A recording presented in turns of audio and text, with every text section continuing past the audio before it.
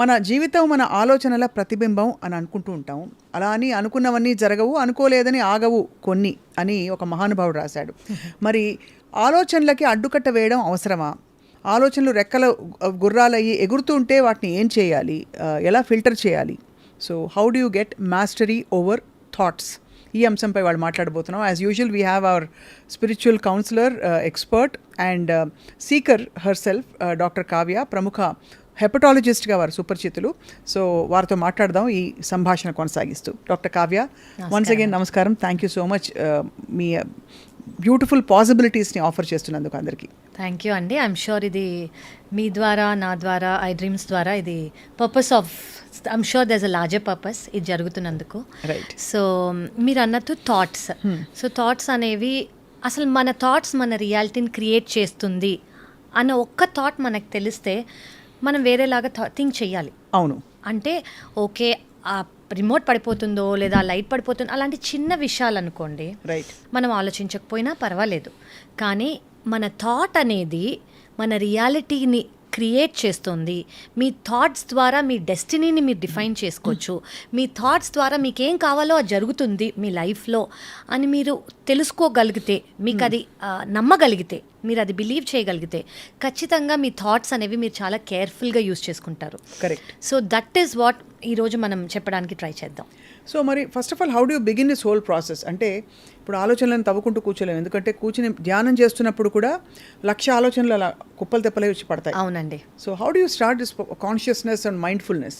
Correct. Mindfulness and being aware is the exact word. దీనికి మనం వాడాల్సిన వర్డ్ మైండ్ఫుల్గా ఉండటం. మైండ్ఫుల్గా ఉండటం అంటే ఏంటంటే, ఇప్పుడు మనకు సిచ్యువేషన్ జరుగుతోంది, అది అనుకూలమైన సిచ్యువేషన్ కానివ్వండి, మంచిగా మన హృదయానికి అంత ఫేవరబుల్గా లేని సిచ్యువేషన్ అవ్వనండి. సో అలా జరుగుతున్నప్పుడు అది ఎందుకు జరుగుతోంది, దానికి జరగడానికి అవకాశం ఏంటి అని మనం ఫస్ట్ ఆలోచించుకోవాలి. సో ఇది మన థాటా. సో ఇప్పుడు ఆబ్వియస్గా ఒకళ్ళ రియాక్షన్ ఉంది అంటే మన రిలేషన్షిప్లో కానివ్వండి, ఫ్రెండ్షిప్లో కానివ్వండి, మన ప్రొఫెషనల్ వాళ్ళలో కానివ్వండి, ఆపోజిట్ పర్సన్కి ఒక సిట్యువేషన్ అనేది జరిగింది. ఆ సిట్యువేషన్ని ఎలా మనం థింక్ చేసుకుంటే మనకి బెనిఫిట్. అంటే మనకి బెనిఫిట్ అంటే ఏంటి అంటే, దానివల్ల మనం లో వైబ్రేషన్ అవ్వకూడదు, దానివల్ల మనకి బాధ కలగకూడదు, దానివల్ల మనం ఎఫెక్ట్ కాకూడదు, దానివల్ల మన రియాలిటీ చేంజ్ అవ్వకూడదు. అలాగా మనం థాట్ అనేది డెవలప్ చేసుకోగలిగితే, మన థాట్ అనేది అలా ప్రాసెస్ చేసుకోగలిగితే మన లైఫ్లో ఎఫెక్ట్ కాకుండా నార్మల్గా ఉండగలం. సో దీనికి నేను ఒక ఉదాహరణ చెప్తానండి. ఇప్పుడు థాట్స్ ఒకటి ఫస్ట్ మనం నమ్మేది, ఒకప్పుడు అట్లీస్ట్ నేను ఒకప్పుడు నమ్మేది, ఇప్పుడు నేను అది నమ్మంది ఏంటో నేను చెప్తాను. మనం ఏమనుకుంటామంటే, సరే మనం వాళ్ళని మార్చి చూద్దాము అని అనుకుంటాము. అంటే అవతల మనిషితో అయ్యే ఇబ్బందులు ఓకే, జరిగే ఇబ్బందులు, వాళ్ళు అలా ఆలోచిస్తారు, వాళ్ళు అలా చేస్తారు, అది మనం మార్చడానికి ట్రై చేద్దామని అనుకుంటాం. ఫస్ట్ మనకి ఇక్కడ తెలియాల్సింది ఏంటంటే, మనం వేరే వాళ్ళని మార్చలేము. మనం వేరే వాళ్ళ యాక్షన్ కానివ్వండి, థాట్ కానివ్వండి మార్చలేము. అఫ్కోర్స్ మనం అడ్వైస్ చేయగలం, మనం కావాలంటే ఖండించగలం, కావాలంటే ఫోర్స్ చేయగలం, లేదా ఆర్డర్ చేయగలం చాలా స్నేహితంగా ఉంటే. కానీ వాళ్ళని మార్చలేము, వాళ్ళని డిఫరెంట్గా బిహేవ్ చేయనీయలేము. అవును. ఎప్పుడు వాళ్ళు అలా అవుతారు అంటే, వాళ్ళు అనుకున్నప్పుడే వాళ్ళు మారుతారు. సో ఫస్ట్ మనం తెలుసుకోవాల్సిన విషయం, బయట పరిస్థితుల్ని, అవతల మనుషుల్ని మార్చే ప్రయత్నం వ్యర్థ ప్రయత్నం అండ్ అసలు మనం చెయ్యాలని అనుకోకూడదు. రైట్. సో మన చేతుల్లో ఏముంది? రైట్. మన థాట్ మన చేతిలో ఉంది, మన యాక్షన్ మన చేతిలో ఉంది, మన బిహేవియర్ మన చేతిలో ఉంది, మన రియాలిటీ మన చేతిలో ఉంది. సో ఇక్కడ మనం మన థాట్ అనేది మార్చుకున్నాం అనుకోండి, మనం వేరే వాళ్ళ చేతుల్లో మన రిమోట్ కంట్రోల్ ఇవ్వలేదు. కరెక్ట్. ఓకే. సో ఇప్పుడు మనం చాలా కామన్గా కోపంగా ఉన్నారు, మనం ఇలా బిహేవ్ చేస్తే వాళ్ళు అలా బిహేవ్ చేస్తారు అని మనం సిచ్యువేషన్ ప్రకారం వెళ్ళిపోతాం. అంటే ఆల్రెడీ వాళ్ళకి మన పవర్ ఇచ్చేసి, వాళ్ళు అలా ఉన్నారు కాబట్టి మనం ఇలా యాక్ట్ చేద్దామని మనం ఆ డైరెక్షన్లో వెళ్ళిపోతున్నాం ఆటోమేటిక్గా, పైలట్ మోడ్లో. ఓకే. సో మనం ఆ ఆటో పైలట్ మోడ్లో ఉండి లైఫ్ని అలాగే డైలీ ఎవ్రీ సిచ్యువేషన్లో ఫీల్ అవుతున్నాం. అంటే ఇప్పుడు ఏంటి, వాళ్ళకి ఫస్ట్ ఆఫ్ ఆల్ మనం పవర్ ఇచ్చాం, సెకండ్ ఆఫ్ ఆల్ మనం ఈ సిచ్యువేషన్లో ఎలా రియాక్ట్ అవుతామో వాళ్ళకి అర్థమైపోయింది, థర్డ్ ఆఫ్ ఆల్ మనం అలాగే రియాక్ట్ అవుతున్నాం, లేదా వాళ్ళు అలాగే రియాక్ట్ అవుతున్నారు. అసలు ఇవన్నీ మారితేనే కదా సిచ్యువేషన్స్ మారేవి. సో అక్కడే అదే డ్రామా అలాగే కంటిన్యూ అవుతుంది. అసలు ఫస్ట్ మనం ఇది అర్థం ఇప్పుడు చాలామంది ఏం అర్థం చేసుకోవాలంటే ఈ థాట్ అనేది మనం మార్చగలిగితే, అది మనలో మనం మార్చుకోగలిగితే వేరే వాళ్ళలో ఇప్పుడు నేను మంచిదాన్నని నువ్వు అనుకోవాలి, నేను చాలా గొప్పదాన్నని నువ్వు అనుకోవాలి, ఈ ఫైట్లో నువ్వే రాంగ్ అని నువ్వు అనుకోవాలి. నువ్వు అనుకోవటం ఫస్ట్ నేను అనుకోవాలి. అది నేను అనుకున్నాక నేను ఆ వైబ్రేషన్ ఇస్తే నువ్వు అనుకోవచ్చు. అంటే సత్యానికి మాటలు అక్కర్లేదు, చర్యలు క్రియలు అక్కర్లేదు. Truth is truth. అది మనం తెలుసుకోవాలి. అది మనం ఫస్ట్ మనకి ఆ అవగాహన అనేది రావాలి. ఇప్పుడు మనము ఓకే నేను ఇలా థింక్ చేస్తాను, నేను ఇలా థింక్ చేస్తే నేను ఇలా యాక్ట్ చేస్తాను అనేది మనం చెప్పగలగాలి. సో ఫస్ట్ ఆఫ్ ఆల్ ఆ సిచ్యువేషన్కి ముందే పవర్ ఇవ్వద్దు. అవును, పవర్ మీ కంట్రోల్లోకి తీసుకోండి. పవర్ అంటే ఏంటి అంటే ఒక ఫైట్ మీద మీరు విన్ అవ్వటం కాదు. పవర్ అంటే ఏంటంటే కొంచెం డిఫరెంట్గా థింక్ చేయటం ఆ సిచ్యువేషన్కి. ఆల్రెడీ వాళ్ళు ఇలా ఉన్నారు, మనం ఇలా ఉందాం, దానికి ఇలా అవుతుంది అని మనకు తెలిసిపోవటం కాకుండా మనం వేరేలాగా ఓకే వాళ్ళు ఇలా ఉన్నారు, అది వాళ్ళు ఎందువల్ల ఇలా ఉన్నారో మనకు తెలియదు. కరెక్ట్. అట్లీస్ట్ మనం అలా ఉండొద్దు. అంటే వాళ్ళు చిరాకు పడుతుంటే మనం కూడా ఓకే నువ్వు చిరాకు పడ్డావు, నేను చిరాకు నువ్వు కోప్పడ్డావు, నేను నీకన్నా డబుల్ కోప్పడగలను, నువ్వు నన్ను తిట్టావా, నేను ఇంకో 3 times నేను తిట్టగలను. సో వాళ్ళ రియాలిటీయే మనం రిఫ్లెక్ట్ చేస్తున్నాం అనుకోండి, మన రియాలిటీ ఏది? అసలు మనం అంటూ ఏం ప్రొడ్యూస్ చేస్తున్నాము? ఇప్పుడు everything should start from us. అంటే చేంజ్ అనేది మనతో స్టార్ట్ అవ్వాలి. నువ్వు చేంజ్ అయితే నేను చేంజ్ అవుతా, నేను చేంజ్ అయితే ఆటోమేటిక్గా నువ్వు చేంజ్ అవుతావు. ఇప్పుడు చాలా వినడానికి చాలా బాగుంది, కానీ ఆచరణలో ఉదాహరణకి ఇప్పుడు మనం వచ్చే నెగిటివ్ థాట్స్ కానీ లేదు మన కిందకి లాగేసే కొన్ని ఫీలింగ్స్ కానీ ఇవన్నీ కూడా ఒక ఎత్తు. అవతల మనిషి ట్రిగ్గర్ చేయడం వల్ల సర్ఫేస్ అయ్యేవి కొన్ని. కరెక్ట్. మనగా వచ్చే కొన్ని థాట్స్ నుంచి ఫస్ట్ మాట్లాడదాం. అవునండి. Without any trigger. And sudden గా కొంతమందికి అనిపించవచ్చు నాకు ఇంతే ఒక లిమిటింగ్ సెల్ఫ్ లిమిటింగ్ ఫీలింగ్స్ రావచ్చు. అవును. వాళ్ళ గురించి వాళ్ళకి ఒక ఇన్ఫీరియారిటీ రావచ్చు. కరెక్ట్. వాళ్ళ గురించి వాళ్ళకి నిరాశ నిస్పృహ బోల్డన్ రావచ్చు. దాన్ని ఎలా మనం అసలు ఫస్ట్ ఆఫ్ ఆల్ డీల్ చేయాలి? కరెక్ట్ అండి. సో ఇప్పుడు ఒక సిచ్యువేషన్ వచ్చింది, మనం జనరలీ ట్రిగరింగ్ సిచ్యువేషన్స్ గురించి ఇప్పుడు మాట్లాడుకున్నాం, అంటే కొంచెం అంత పీస్ఫుల్ లేని సిచ్యువేషన్స్ గురించి. సో దాంట్లో వాళ్ళు కోపంగానే ఉన్నారనుకోండి, మిమ్మల్ని రెచ్చగొడదాం అనుకుంటున్నారనుకోండి, లేదా వాళ్ళ ఇన్ఫీరియారిటీయో వాళ్ళ ఇన్సెక్యూరిటీయో మీ మీద చూపిద్దాం అనుకుంటున్నారు. అవన్నీ వాళ్ళకి అని మీరు ఫస్ట్ అర్థం చేసుకోవాలి. అంటే మనం అసలు ఎంగేజ్ అవ్వకూడదు, తెలియదు. అసలు ఫస్ట్ ఆఫ్ ఆల్ మనం అర్థం చేసుకోవాల్సింది ఇక్కడ ఏంటంటే డిటాచ్మెంట్ గురించి. మనం డిటాచ్మెంట్ గురించి క్లియర్గా అర్థం చేసుకుంటే, చాలామంది డిటాచ్మెంట్ ఇదేంటి వీళ్ళు రిలేషన్షిప్లో ఉంటూ డిటాచ్మెంట్ గురించి మాట్లాడుతున్నారు, నేను చాలా అటాచ్ అయ్యి ఉంటానే, నాకు నా హస్బెండో నా వైఫ్ అంటే చాలా అటాచ్మెంట్, నాకు నా పిల్లలంటే చాలా అటాచ్మెంట్, నా జాబ్ అంటే చాలా అటాచ్మెంట్. అఫ్కోర్స్ అటాచ్మెంట్ అనేది, డిటాచ్మెంట్ అంటే మీరు దూరం అయిపోమని కాదు, మీరు అక్కడి నుంచి వెళ్ళిపోమని కాదు, మీకు వాళ్ళంటే ఇష్టం లేదని కాదు. నేను ఇది ఎక్కడో నేను చాలా విన్నానండి, చాలా ఇన్స్పైరింగ్గా అనిపించింది నాకు. ఏంటి అంటే ఇప్పుడు కంజాయింట్ ట్విన్స్ ఉన్నారు, ఇద్దరు కలిసి ఉన్నారు, కలిసి ఉండి అన్నీ కలిసి చేసుకుంటారు, కలిసి తింటారు, కలిసి పడుకుంటారు, ఎవ్రీథింగ్ ఈజ్ హ్యాపీ. అవును కదా? ఎందుకు వాళ్ళు సర్జరీ చేసుకుంటారు? ఎందుకు వాళ్ళు సెపరేట్గా ఉందాం అనుకుంటున్నారు? ఎందుకంటే ఒకరు కూర్చోవాలంటే ఒకరు కూర్చోలేరు, ఒకరు కూర్చుంటే ఒకరు కూర్చుంటారు, ఒకరు నుంచుంటే ఒకరు కూర్చోరు. వీళ్ళు ఒకరు చేయాలంటే వాళ్ళు కూడా చేయాల్సి వస్తుంది. అవును. సో వీళ్ళు తినాలనుకుంటే వీళ్ళు కూడా తినాలి ఆ టైంలో. సో అటాచ్మెంట్ అదే. సో ఇప్పుడు మంచి ఉందనుకోండి, నువ్వు నవ్వినప్పుడు నేను నవ్వుతాను, బాగానే ఉంది, నువ్వు ఎంజాయ్ చేసినప్పుడు నేను ఎంజాయ్ చేస్తాను, బాగానే ఉంది. కానీ నువ్వు పెయిన్లో ఉన్నప్పుడు నేను పెయిన్లో ఉండకూడదు. నువ్వు పెయిన్లో ఉన్నప్పుడు నేను సపోర్ట్ ఇవ్వగలగాలి. నువ్వు పెయిన్లో ఉన్నప్పుడు నేను దానిలోంచి బయటికి వచ్చి నువ్వు పెయిన్లో ఎందుకున్నావని అనుకోగలగాలి. కానీ నువ్వు పెయిన్లో ఉన్నప్పుడు నేను కూడా పెయిన్లో ఉంటే అసలు దాని మీనింగ్ ఏంటి?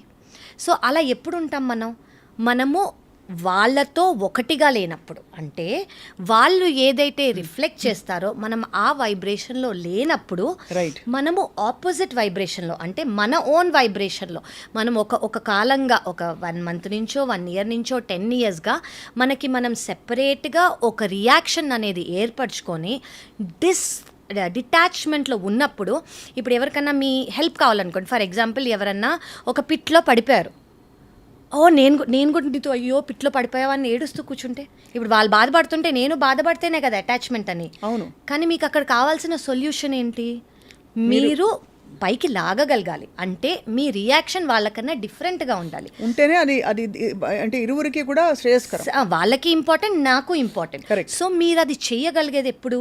వాళ్ళు అనుకున్నట్టు మీరు బిహేవ్ చేయనప్పుడు, ఒక రొటీన్ అనేది ఆటోమేటిక్, అంటే వాళ్ళు బాధపడితే మీరు బాధపడ, వారు కోపం పడినప్పుడు మీరు కోపపడటం, అలా సేమ్గా ఉండకుండా వాళ్ళది ఎందుకు జరిగిందో ఒక రీజన్ వల్ల జరిగింది, అది వాళ్ళ సిట్యుయేషన్ అయి ఉండొచ్చు, వాళ్ళ మూడ్ అయి ఉండొచ్చు, వాళ్ళ పాస్ట్ బ్యాగేజ్ అయి ఉండొచ్చు, వాళ్ళ కర్మ అయి ఉండొచ్చు, ఏదైనా అయి ఉండొచ్చు. సో మీరు అనేది వాళ్ళు ఇచ్చే అవతల మనిషి ఇచ్చే తూటాలు కావచ్చు, మాటల తూటాలు కావచ్చు, కరెక్ట్, లేకపోతే ట్రీట్మెంట్ కావచ్చు, ఇవన్నీ కూడా మనని అఫెక్ట్ చేయని విధంగా మనం ఆబ్జెక్టివ్ గా బయటకు ఆలోచిస్తే అది వాళ్ళు కాదు, వాళ్ళకున్న ఒక ప్రాబ్లం అని తెలుసుకోవాలి. కరెక్ట్. ఇప్పుడు ఎలా అంటే, ఇప్పుడు ఏదన్నా మీరు మొన్న అన్నట్టు ఫ్యాటీ లివర్ ఉందా, మనం ఫ్యాటీ లివర్ ఉందని తెలుసుకుంటే ఫ్యాటీ లివర్కి ట్రీట్మెంట్ ఇస్తాం.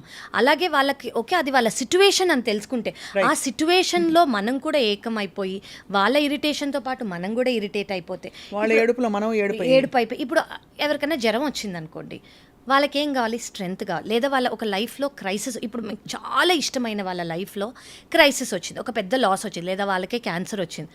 మీరు ఇష్టమైతే అటాచ్డ్గా ఉన్నారంటే వాళ్ళతో పాటు మీరు బాధపడాలి కదా. ఓ నాతో పాటు ఇంతమంది బాధపడుతున్నారంటే వాళ్ళకి ఆనందం కాదుగా. పక్క నుండి నీకేం కాదు అని చెప్పగలిగే వాళ్ళు ఉండాలి. అలా మీరు ఎప్పుడు చెప్పగలరు? మీరు వాళ్ళలాగా థింక్ చేయనప్పుడు, మీరు వాళ్ళలాగా రిఫ్లెక్ట్ చేయనప్పుడు. ఆ ఒక్క రోజుకి మీరు సడన్గా అలా అయిపోరు. మీరు కొన్ని ఏళ్ళగా ఇది ప్రాక్టీస్ చేస్తే మీరు అవతల వాళ్ళ ఐడెంటిటీ మీ ఐడెంటిటీ కాదు, మీకంటూ ఒక ఓన్ ఐడెంటిటీ ఉంది, మీకంటూ ఒక ఓన్ రియాక్షన్ ఉంది, మీకంటూ ఒక ఓన్ వైబ్రేషన్ మీరు క్రియేట్ చేసుకోగలిగితే ఏ సిచ్యువేషన్ అయినా మీరు బయట నుంచి చూడగలరు. ఆ సిచ్యువేషన్కి ఏమి మీకు అనిపిస్తుందో అలా రియాక్ట్ చేయగలరు. సో ఇక్కడ ఒక క్వశ్చన్ అడగాలి. అంటే ఇది మీరు సరే వాళ్ళు బాధలో ఉన్నా, లేకపోతే కింద పడిపోయినా, జ్వరం వచ్చినా, ఇవన్నీ ఏంటి సహజంగా కొన్ని వల్నరబిలిటీ అండ్ వీక్నెస్కి సంబంధించి. వాళ్ళు సపోజ్ వాళ్ళ కోపంలో, వాళ్ళ అసహనంలో మన మీద కొన్ని మాటల తూటాలు విసిరారు, అవును, లేదు they are trying to hurt us deliberately because they are not able to channel ఆ కోపాన్ని ఛానల్. అప్పుడు ఎలా రియాక్ట్ అవ్వాలి, ఎలా రెస్పాండ్ అవ్వాలి? వాళ్ళు అనేది కోపం. ఇప్పుడు ఇందులో అండి మనం అబ్యూజివ్ ఫిజికల్ని పక్కకు పెట్టేద్దాం.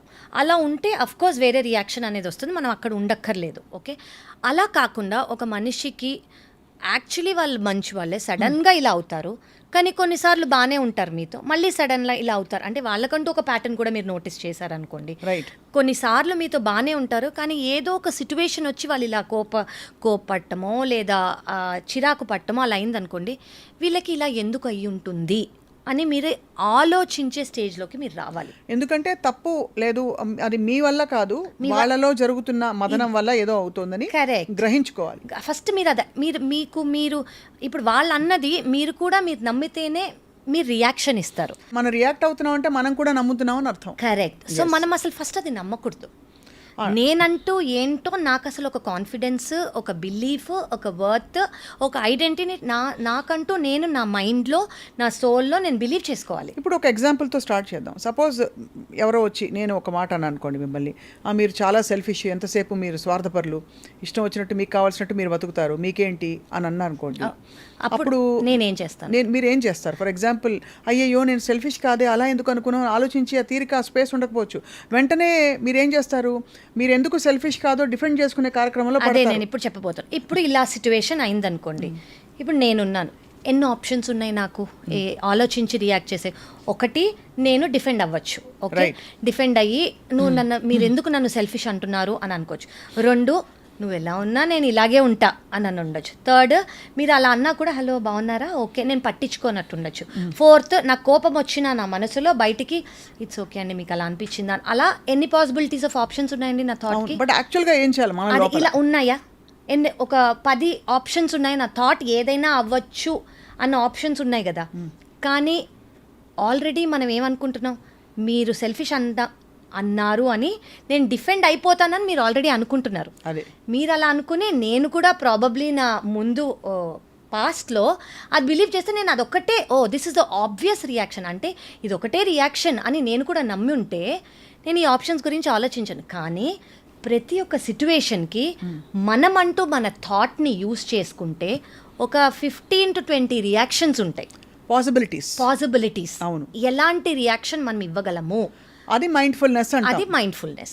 సో ఇదే సిచ్యువేషన్, ఓకే నువ్వు నన్ను సెల్ఫిష్ అని, నేను ఎందుకు సెల్ఫిష్ కదా, నేను నీకు ఇచ్చేసా కదా, నేను నీకు వచ్చేసా కదా చెప్పుకోవటం ఒకటి కాదు. ఫస్ట్ దీనికి నేను ఎలా రియాక్ట్ అవ్వచ్చు, ఒక 10-15 రియాక్షన్స్ ఉన్నాయి. వాటిల్లో నేను ఏదైనా అవ్వచ్చు. ఆబ్వియస్గా అందరూ చేసేదే కాకుండా మైండ్ఫుల్గా ఒకటి, మీరు ఎందుకు అలా ఉన్నారో మీరు ఇలా అనడానికి మీరు ఒక ప్రీవియస్గా ఒక 10 నిమిషాల క్రితం మిమ్మల్ని ఎవరన్నా ఏమన్నా అన్నారా, లేదా సెకండ్ నేను పాస్ట్ లైఫ్లో మీకు ఏమైనా చేసి ఉంటానా, థర్డ్ మీ మూడ్ బాగాలేదా, ఫోర్త్ మీకు ఇలా అనిపించి మీరు అందాం అనుకుంటున్నారా, ఊరికే ఏదైనా అయి ఉండొచ్చు. మీ అలా ఎల్లవేళలా మనం చెగల్పట్టి శాంతారాంలా ఉండడం కష్టం కదా. కష్టం కానివ్వండి, మీరు ఇది ప్రాక్టీస్ చేశారనుకోండి, వాళ్ళకి మీరు పీస్ ఇస్తారో లేదో తెలియదు కానివ్వండి, మీకు మీరు పీస్ తెచ్చుకోగలరు. ఖచ్చితంగా మీరు అనేది ఏంటంటే రియాక్టివ్గా ఆ ఊబిలో ఎంగేజ్ అవ్వకూడదు. ఎందుకంటే వాళ్ళు ఆల్రెడీ అందులో ఉన్నారు, మీరు కూడా జాయిన్ అవ్వకండి. కుదిరితే వాళ్ళని బయటికి తీసుకురండి, లేదా మీరు అందులో పడకుండా చూసుకోండి. అంతే. మిమ్మల్ని మీరు సేవ్ చేసుకోవటం ఫస్ట్ ఇంపార్టెన్స్. సెకండ్ థింగ్, వాళ్ళని సేవ్ చేయగలిగితే సేవ్ చేయండి, లేదంటే వదిలేయండి. అండ్ బహుశా కొంత ఆబ్జెక్టివిటీ కూడా మన గురించి మనకు అవసరం కూడా ఈ టైంలో, రిఫ్లెక్షన్.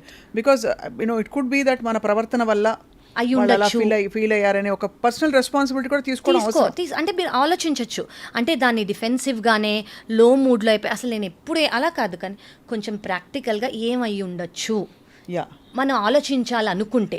లేదు ఆలోచించాలి, ఇప్పుడు నేను ఇలాగే ఉంటాను, వాళ్ళు ఎలా ఉన్నా కూడా నేను ఇలాగే ఉంటానని అనుకున్నారనుకోండి, అలా ఉండండి. లేదు అలా ఉండలేరు మీరు అని అనుకుంటే ఓకే, ఏదో రీజన్ అయ్యి ఉంటుందిలే, ఈ పాటికి జస్ట్ ఈ మూమెంట్లో అని ఉంటారు. ఇంకా కొంత ఒక అడుగేసి ఇంట్యూటివ్గా ఉండగలిగితే అవతల మనిషి మన నుంచి ఏం కోరుకుని ఇలా బిహేవ్ చేస్తున్నారు, ఇలా అంటున్నారు, maybe they are expecting more time, more commitment, more energy, ఏదో ఒకటి వాట్ ఎవర్ ఆ సిచ్యువేషన్ లో ఆ రిలేషన్షిప్ కి ఏది అవసరమో ప్రాబబ్లీ వాళ్ళకి అది కావాలి, అది దొరకలేక వాళ్ళు ఇలా వాళ్ళ ఏమంటారు కోపం కానివ్వండి, ఇరిటేషన్ కానివ్వండి చూపిస్తున్నారేమో అని అనుకోవచ్చు. బేసికలీ మీరు అనేది ఏమిటంటే మనం నిర్మలమైన ఒక శాంతియుతమైన ఒక స్పేస్లో ఉండగలిగితే నిత్యం మనం ఆ స్పేస్లో ఉండే ప్రయత్నమే చేయాలి తప్ప అవతల బయట అవుతున్న ట్రిగర్స్తో ప్రతి దాంతో ఎంగేజ్ అవుతే మన మనశ్శాంతి పోతుంది. అండ్ అవతల మనుషులతో పాటు ఉండే ఇంటర్పర్సనల్ రిలేషన్షిప్స్ కూడా కొంత ఎప్పుడు డిస్టర్బ్డ్ గా ఉంటాయి, ఎప్పుడు ఒక ఇంబ్యాలెన్స్ లో ఒక హార్మనీ లేకుండా అంటే ఎప్పుడు మీరు వాళ్ళేమనుకుంటున్నారు, వాళ్ళ వల్ల మీ రియాక్షన్ వచ్చింది అనుకోండి, మీకంటూ పీస్ ఎప్పుడు ఉంటుంది. ఇప్పుడు ఇందాక నేను ప్రస్తావించిన ఫస్ట్ పాయింట్, అవతల ట్రిగర్స్ లేకుండా కూడా మనలో జరుగుతున్న ఇన్నర్ డైలాగ్ వల్ల కూడా చాలాసార్లు మనం ఆలోచన వచ్చి కృంగిపోతాం. అవును, నాకెప్పుడు ఇంతేలే, నాకేం కాదు, అవును, నాకేమి సక్సెస్ రాదు, లేకపోతే నా దిక్కుమాలి మొహానికి చాలే, ఇలాంటి ఒక సెల్ఫ్ లిమిటింగ్ ఆలోచనలు చాలా మందికి వస్తాయి. అవును. సో ఇలా వచ్చిందంటే ప్రాబబ్లీ వాళ్ళకి ఒకప్పుడు ఇలాంటివి ఏదో జరుగుంటాయి. సో ఏంటి అంటే ఎవరన్నా ఇలా అనుండొచ్చు, నీకు ఇది చాలే, నీకు ఇదే చాలా ఎక్కువ, నీకెందుకు ఇది, నీకు ఇదే ఎక్కువ, నీకు ఇది కూడా అవసరం లేదు. అలా ఒక 10 మందో 20 మందో 30 మందినో వాళ్ళు అనుకుంటూ అదే వాళ్ళ ఐడెంటిటీ అని వాళ్ళు కూడా ఫీల్ అవుతారు. ఎవరో అన్నది first of all me identity అని మీరు ఫీల్ అవ్వకండి. మీరు ఎవ్రీవన్ అంటే ప్రతి ఇండివిజువల్, ప్రతి మనిషి వాళ్ళకి వాళ్ళే బెస్ట్ వర్షన్.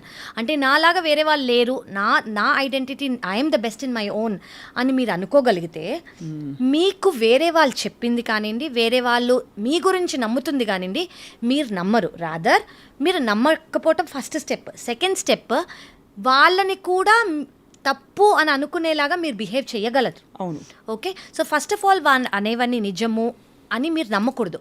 మీకు మీరు చేసుకునే ఫస్ట్ స్టెప్ అది. దెన్ ఆటోమేటిక్గా ఈ లిమిటింగ్ బిలీఫ్స్ అనేవి మెల్లగా యాజ్ డేస్ పాస్ అయ్యి కొంచెం తగ్గుతూ ఉంటాయి. రైట్.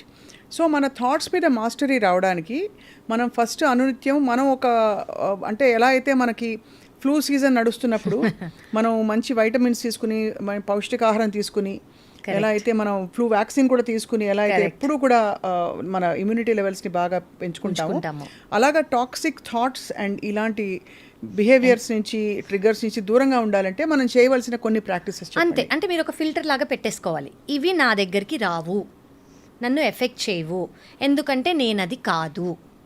అది ఫస్ట్ మీరు మిమ్మల్ని బిలీఫ్ ఇచ్చుకుంటే ఎవరేమైనా మీరు అది సర్లే వాళ్ళ మూడ్ బాగాలేదు, సర్లే ఏదో అయ్యి ఉంటుంది వాళ్ళకి, అయ్యో వాళ్ళు ఇలా ఫీల్ అయ్యి ఉంటారు, చిన్నప్పుడు ఎవరో ఏదో అని ఉంటారు, అయ్యో వాళ్ళ లాస్ట్ లైఫ్ కర్మ ఇలా చేస్తున్నారేమో. మనం ఆ సిచ్యువేషన్ నుంచి ఫస్ట్ ఆఫ్ ఆల్ పైకి వెళ్ళిపోయి మనని ట్రిగర్ అవ్వకుండా వాళ్ళ గురించి ఆలోచించి వాళ్ళని ఎలా హెల్ప్ చేయాలో ఆలోచిస్తాం మనం. సో ఆ స్టేజ్ వరకు రావటం ఈజీ కాదు. అది మనం డైలీ ప్రాక్టీస్ చేస్తే అంటే ఈ రోజుకి ఇప్పటికి స్టార్ట్ చేసామనుకోండి, మనకి 10 ఏళ్ళు పట్టచ్చు, 20 ఏళ్ళు పట్టచ్చు, ఎన్ని రోజులైనా పట్టచ్చు.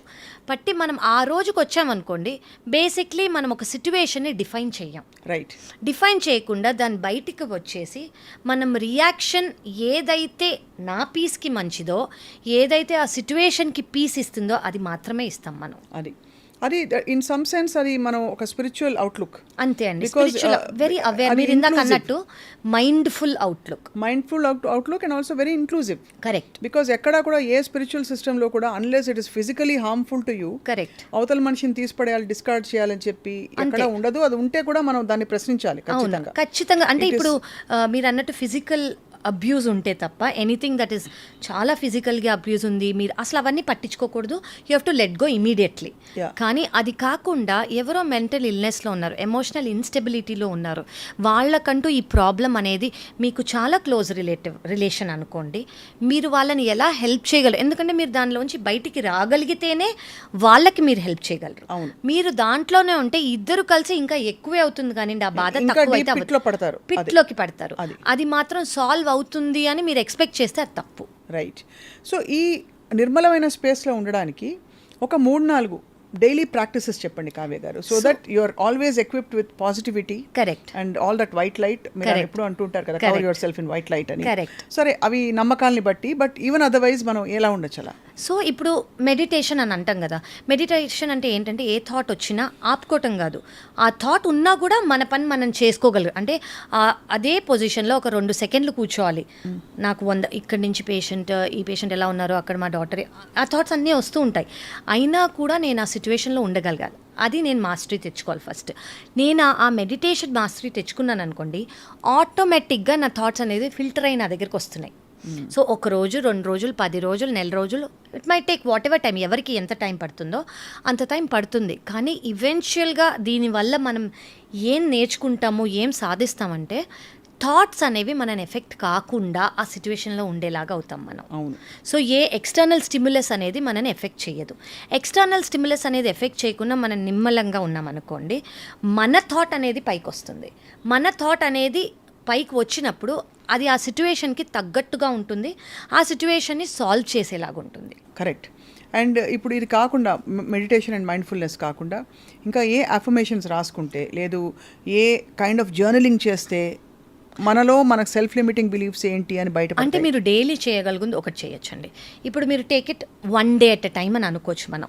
ఇప్పుడు రేపు ఒక్కరోజు మీరందరూ థాట్, మీరేం థింక్ చేస్తున్నారో, ఫుల్ 24 అవర్స్ అంటే కష్టం, పనిలో పడిపోతాం. అది అట్లీస్ట్ ఒక 2 గంటలు, నేను ఇది ఆలోచించాను, అందుకు నేను ఇది చేశాను, దానికి ఈ రియాక్షన్ వచ్చింది, దానికి ఆ రియాక్షన్ వచ్చింది ఎదుటి మనిషి దగ్గర నుంచి అని మీరు ఒక పర్ డే ఒక 2 అవర్స్ కాన్షియస్గా, అవేర్గా, మైండ్ఫుల్గా యాక్ట్ చేయండి ఫర్ నెక్స్ట్ 30 డేస్.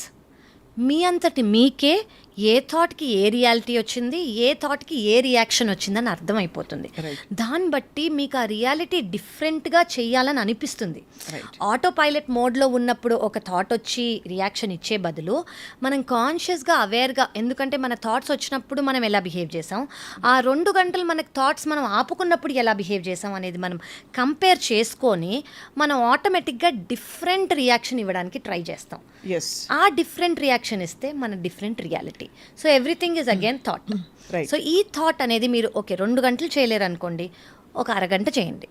అలా మెల్లగా మెల్లగా మెల్లగా ఇంక్రీజ్ చేసుకుంటూ ఉండాలి. అండ్ అన్నిటికీ అండర్ కరెంట్, ప్రతి క్షణం everything is perfect at that in alignment with that moment, with the highest good, for the highest good of all అని తెలుసుకోవడం. దాన్ని రెసిస్ట్ చేయడం కాదు, బట్ దాన్ని గమనించడం. అండ్ మన ట్రిగర్స్ ఎక్కడి నుంచి వస్తున్నాయో అర్థం చేసుకోవడం. కరెక్ట్.